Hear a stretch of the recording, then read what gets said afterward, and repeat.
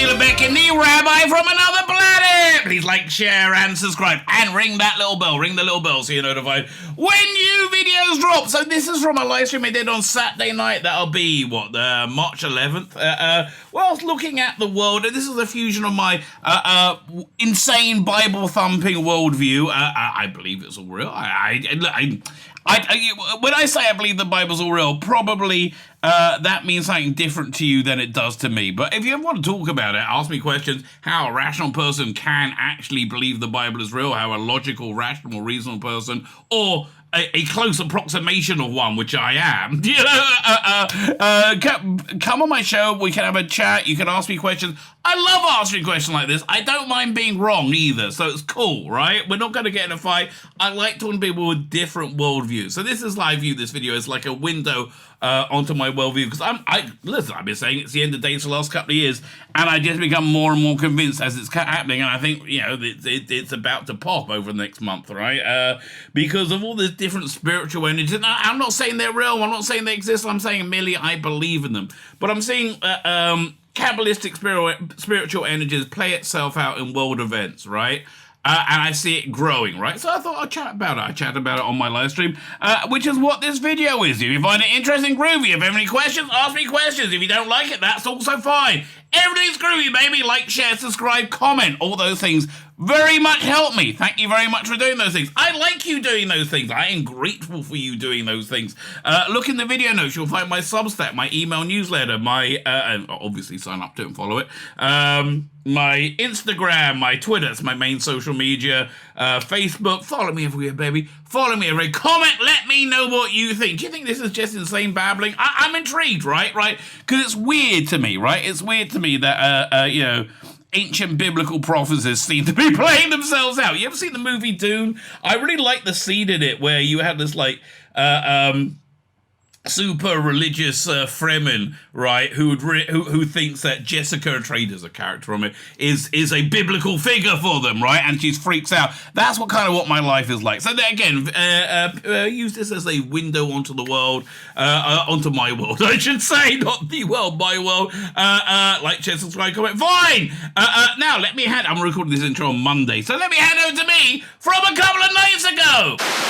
The one thing about Purim I really didn't talk about was the most important aspect, which is called La'afuku, right? La'afuku is, Purim was on Tuesday, right? Monday night, Tuesday. So La'afuku is when things invert, right? When something just completely turns around, right? That was basically how it happened in the story of Purim, right? The Jews were about to get killed, and their oppressors were about to get killed. That's essentially it. About the miracle God doing inversion, right? And I think, we just seen that played out in real life. I would say just stunning. It's a stunning way. By the way, I'm seeing people really upset about Friday Night Tights. I saw a clip of Kevin McGuinness literally urinating on the stream. I mean, it's insane. I think Gary said Bill well with it. Listen, Gary's also. I haven't seen. I don't normally watch Friday Night Tights. That's something I think you got to catch live.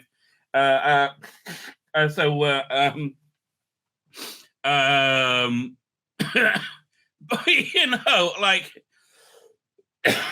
can have an off guest every now and again. It's not, the end of his channel. But yeah, people were pissed off about that. But anyway, so talking about reality inverting. Oh, that was good. Talking about reality inverting. I believe we witnessed that January 6th, right? January 6th, if you don't recall, was the what they called the insurrection, right? The insurrection, when essentially the 2020 election smelled very dodgy to me, right? It just smelled very. There seemed to be a lot of unanswered questions, or unsatisfactorily answered questions, right? It didn't seem like the electors were legitimate to me. So, and I think it was a legitimate protest to try and convince Pence to not accept the electors, which I think, I'm telling you, every transgendered surgery that ends up in a suicide is on him for that. I mean, really, like every bit of misery is all on him. I'm like, man, Donald, mate, don't trust a bloody politician to be a man, because that's not going to happen. I mean, I don't know. I'm pretty happy with Matt Gaetz right now. I think he's awesome.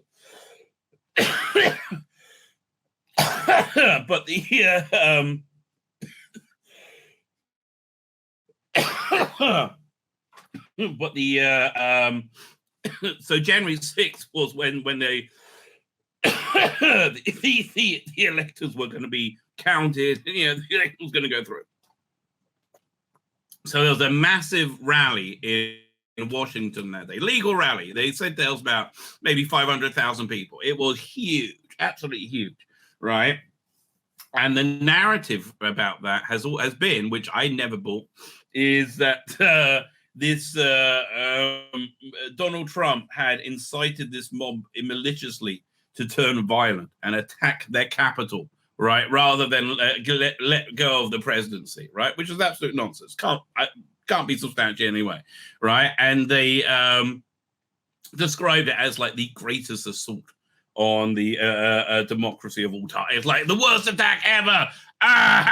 Pearl Harbor. No, nothing compared to this, right? So it turns out it was all bullshit, and they were lying, right? We're going to watch a clip where we see Nancy Pelosi, AOC, and Biden. I mean, look, for all I know, this might be a deep fake. I have no idea, right? It's from James O'Keefe. Then that might be a deep fake too. I have no idea, right? But if it is a deep fake, freaking insanely good. I don't think it is. Deciding to frame the January 6th protesters, right? Legitimate, legal protesters. So basically, essentially what happened was this. While it was a big building, right? So while Donald Trump was talking like over here somewhere, right? A group of about 100 people led by seemingly many FBI operatives, the main one being a guy called Ray Epps,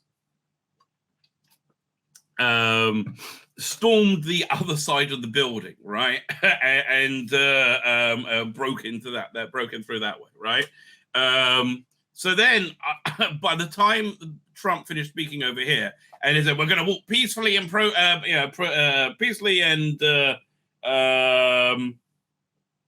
patriotically, right, to go and make our voices heard, right? We're going to walk there." By the time they all got there, right, they're on this side of the building. The violence was on this side of the building, right? The violence was on this side of the building. And it is, again, it's 400,000 people and 100 people, right? So they just waved all the people in, right? Police, there's no barricades, no, just waved everybody in. And then about a week later, you would find yourself woken up, like let's say you're an elderly couple with a bunch of young kids. You'll be woken up in dawn by with the FBI holding a gun to your face in bed and ranking you out of bed in your underwear, right, in handcuffs, to humiliate you, right, and then you'll be put into, you would have your rights non-existent, right? They've been put into solitary confinement, right? Which is like, apparently it didn't even have a window. It sounded horrific, right? For years, they spent years there. They've been denied access to their families, been denied access to the lawyers. It's been one of the greatest corruptors scandals I've ever seen, right? And it's all coming out now. Right? Things are inverting because January 6th, right, up until the holiday of Purim, which it's all about, a complete inversion, right, was the vehicle with which to destroy any dissent against the uniparty, the Pelosi's, the Mitch McConnell's, the Bidens of the world, and certainly the Lindsey Grahams of the world. Don't trust him. And to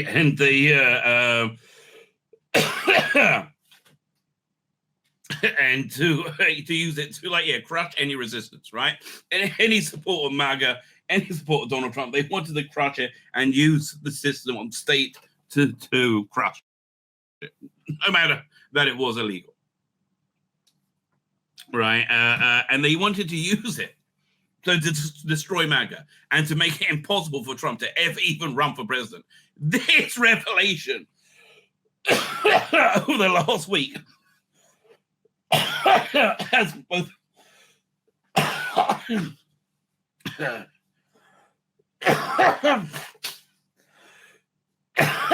maybe I'm poisoned. As both I'll try to cough it now. As guaranteed his nomination and victory, right? Why is that guaranteed? Like right now, he's 40 points ahead of DeSantis, right? Which is the only rival he has. Everyone's running just to get positions in the next administration. That's why Nikki Haley is running. No, nobody plans to win. Trump's got the nomination now. There's nobody else, right? Not only that, why is he going to win? It's because of ballot harvesting. Ballot harvesting is the legal way in which a method in which the Democrats used to win, right? And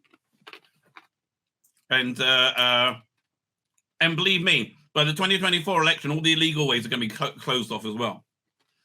Which is basically you get people to you don't have to go and vote yourself. You just gather up people's ballots and you send off. So what you're actually doing, you're activating one of the largest voting blocks of all, which is the non-voters, people who wouldn't normally vote, right? A mother gets all the kids, yeah, just sign here. What you want, Trump? You want the sex? You want this? Just listen to View all day. That's all she knows. Right?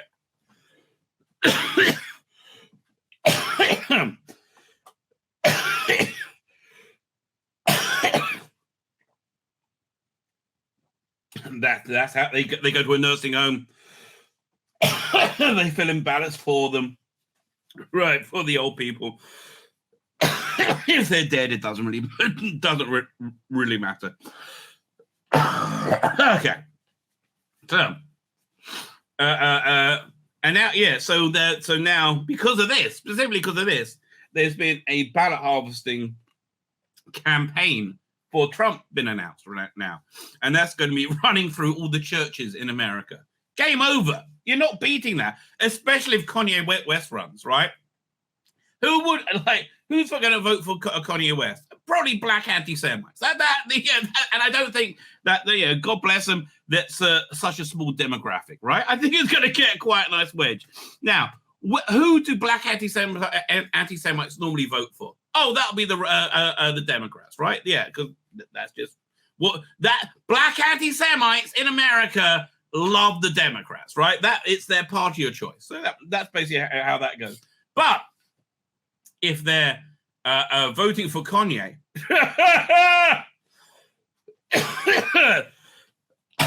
that's a massive voting block. If the Democrats lost, this was off 5 years ago. The Democrats, they're probably demographics are changing now. But if they lost, I think 20% or 12%, something very low of the black vote, they can never get power again, right? It's really crazy. Anyway, so this video I just saw, it blows my bloody mind, right? This literally blows my mind. We got funding off this as well. Check this out. Quote, it was like me and two other colleagues who... Okay, so this is Matthew Rosenberg, a famous journalist for the New York Times. He's just been ambushed by James O'Keefe, a genuine journalist, right? A journalist that does investigative reporting, right? So he's just confronted this journalist, Matthew Rosenberg, and he's in the bottom. We see the picture of somebody recording him on a date, and he's basically saying there was nothing to be scared of. There on January 6th, outside, and we were just having fun. I know I'm supposed to be traumatized, but like all these colleagues who are in the Capitol building were like, oh my God, it was so scary. I'm like, F off. What do you want? That's Matthew Rosenberg. Yeah, what do you want from me? Yeah, that we finally got you. Of the New York Times asking me what I want. Only one thing, Matt, the truth. It's a disturbing video that shows Alexandria Ocasio-Cortez. Yeah, I have no idea how they got this video. Oh, Okay, so subsequently, I'm almost positive this is deep fake, right? I am almost positive deep fake, but it's brilliant, it's funny, and it blows my bloody mind, mate. Blows my mind. Maybe it's one of the new release files from January 6th. I don't know. This video we're going to see is insane, right? This is her on her Instagram or whatever it is, lying that she thought she was going to be raped and murdered, right? Now, why is she lying about that? Nancy Pelosi and Joe Biden discussing what to do and deciding to frame the protesters. These people have crossed the line by threatening our democracy. I've given a shoot to kill order for any breach of the Speaker's lobby. Every one of these maggots must be prosecuted. Every one of these maggots. I mean, like, it was a peaceful protest apart from the things the FBI did, right? Nothing happened, and you were fine all the way through the Summer of Love. Right? There were protests in our capital. Yes, we fundamentally cannot hear the voices of the people, right? We refuse to hear the voices of the people. That is Nancy Pelosi for you. But it gets so much. Yes, I agree. No more protests in our capital. The video paints a troubling picture of the political power brokers attempting to spin the narrative to protect their own interests. This is not just about the protesters, but about the lengths to which those in power will go to protect their own interests. We will now show you this video and let you decide for yourself what really happened. Now, she knew this was going to happen. She knew that she cut down all the police presence at the Capitol, right? And nobody knew what was going on. Completely uncoordinated. At the same time, the FBI, seemingly the FBI, was much like the Whitman assassination plot or kidnap plot, which was done by the same person, were perpetrating this violence. Full day. Listen, sweetheart, let the men handle it. Are you even? I love that. Did you just hear that? Now, is this deep fake? I don't know. But oh my God, we got to hear that again. This is awesome. Listen, sweetheart, let the men handle this. Yes, Joe Biden. Listen, sweetheart, let the men handle this. I love that. Listen, sweetheart, let the men handle Are it. you even listening to Why don't you let me finish? Congressional staffers were almost killed. I thought I was going to die. This is an adult. I know you thought you were going to die, but this is an adult conversation. I love the way you're talking to it. Discussion. The public doesn't fear us anymore, and you better do something. What am I supposed to do? Do your fucking job, Nancy. Alexandria, let's both be patient and respectful of each other's ideas.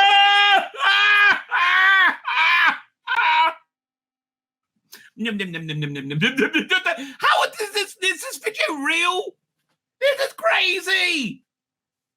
Oh, do your fucking job, Nancy. Oh my God, this is awesome. I'm sorry. This is awesome. It's crazy and it's awesome, okay? Let's take a step back and look at the big picture. Joe, I Mitch, don't could you even please have shut the anything door? to say to you. If we don't I mean, like, this is the fucking president. I mean, he's a dodgy old fuck who probably stole the election. I mean, God, and of course that didn't happen. No, obviously not. But like, he's still the president. Call him, what the fuck?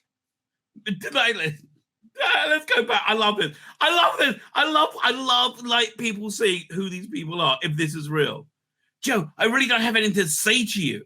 Mitch, don't could you even please have shut the anything door? to say to you. If we don't make sure those who perpetrated this mayhem are brought to justice, we are all dead. This was a mostly peaceful protest. I don't care why they were there. Yeah, I don't care why they were there. Look at that, right? I don't care why they were there. Yeah. Violence, non-violence, doesn't matter. Well, actually, it does, idiot. Violence, non-violence, doesn't matter. We can't allow those who showed up to get away with it. They can't. Get away with what? A peaceful protest. Who showed up to get away with it. They can't allow protesters to get away with it. They use anonymous sources. They say people familiar with the matter. And of course, that's not what we do. We show the lips moving. We show the videotape. How we got that, I do not know. Is he still with Project Veritas? I'm confused by this whole thing. It's about January 6th. I mean, like, but that's crazy. Right? I mean, I don't even know if that's real. Look, if you find out it's real or not, you tell me, right? You tell me. But yeah, listen, I told you this energy wave. I noticed it at Christmas time, at Hanukkah, right? It's building in intensity. When it hit, okay, the reason we think Jewish holidays happen in Judaism isn't, we don't do it to commemorate that. We say that spiritual condition existed in space and time before the holiday and attracted the holiday to it, as it were. Like this energy of being able to invert reality was always around a week ago, this holiday of Purim, right? And that's why the holiday of Purim occurred then. We don't celebrate Purim because that's when it occurred, right? We look at it that way, which is a weird way of looking at it. But if there is a spiritual energy of inversion that one is able to access, right, or is like powerful on that day, that's just what happened, right? That's just what happened. You know, we're 4 weeks away, under 4 weeks away now from the holiday of Passover, which is the biggest deal of the year, right? It's a big deal. Passover, you have to, in terms of ritual, you're not allowed to eat anything with any grain product, basically, or own any grain product, or own any pot, pan, plate, knife, fork, spoon, glass, whatever that has been eaten in a meal containing grain products, right? That's essentially everything. So most people have like different Passover plates and cutlery and everything, but it means you've got to completely clean the kitchen, and then you've got to do this incredibly weird shit to make it kosher for Passover. You got to like, we got granite countertops now, so we can just get a steamer and go over it. But yeah, some people boiling water over it. It's like you've got to take the grates from your stove down to a guy in the middle of the town who has a flamethrower. I'm not fucking around. That actually happens, okay? They have a flamethrower and they're flamethrowing people's pans. Like, it's crazy. So anyway, then during Passover, I said you can't eat any grain products. But what you can eat is grain products that haven't fermented for over 18 minutes, which basically we call matzah, right? It's like this cracker. It's like a cracker now, but it's, if you make them yourself properly, you know, do it in the old-fashioned way, it comes out like a kind of gummy flatbread, right? But yeah, I always prefer like the soft handmade ones. Which it was that you make them like the day or so before. That's really good. That comes out really, really well. Anyway, all this is about this spring, right? So it's about it's about rebirth, renewal, and for us, this is where the year is born, right? It's created in like, you know, potential, in spirit, it's created non-tangibly in September, and they have a 6 months pregnancy, and it's born right here, you know, in April, right? And we call it Zaman Cheretenu, the time of our freedom, because it's when the Jews left Egypt, right? It's the Exodus, right? It came out as that, which is the Exodus is was a shattering of the current world order, right? The Exodus was a complete shattering of the current world. Egypt was the supreme world power, and it worked on a system called primarchy, which is, you know, basically a pyramid. There's one person on top of you. Yeah, you have your people. You have one person on top of them, on top of them, on top of them, until you get right to the top, and it's Pharaoh. And you know, in Judeo-Christian thought, we believe we are all equal, and God is the top, right? We are all like equidistant from God because we are all essentially equal, right? It's the, I mean, what's the word? In a we call it Lahavdil in allegorical terms, right? There you go. So if Purim, right, if the energy of Purim exploded into reality the way it did on, what was it, Monday night, right? And it did. And it's growing in intensity now, and it was growing before then. That's why I think all the TVs turn good, right? I think it's all connected, baby. But what could happen in under 4 weeks from now, right? This seems to be building up to that spiritually, right? To me, it seems to be the spiritual and physical worlds are not on a collision course, but they're going somewhere strange, right? They're going somewhere. They're going where no man's gone before, baby. Basically, yeah. So let me get to the chat. Then we'll do the toxic fandom. But yeah, look, baby, I've been saying this for months. The times they are changing. Well, like, how much bloody clearer do you want it to get? My name's Tzvi Lebetkin, the Rabbi from another planet. Please like, share, and subscribe, and ring that little bell. Ring the little bell so you're notified when new videos drop.